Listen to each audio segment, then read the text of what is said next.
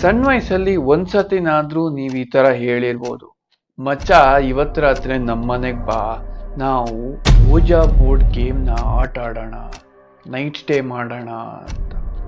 ನಾನು ಎಷ್ಟು ಖುಷಿಯಾಗಿ ಆಟಿಕೆಯಲ್ಲಿ ಈ ವಿಷಯನ ಹೇಳ್ತಾ ಇದ್ದೀನಿ.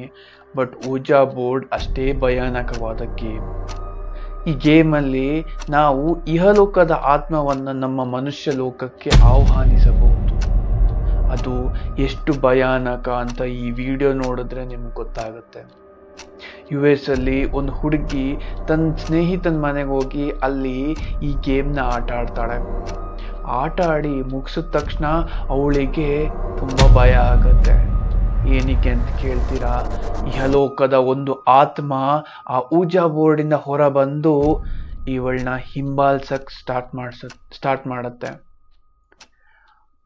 ಸ್ಟಾರ್ಟ್ ಮಾಡಿದ್ದ ಅದೇ ಕ್ಲಿಪ್ಪಿಂಗ್ನ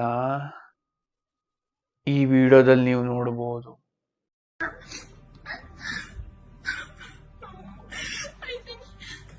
I think it's that.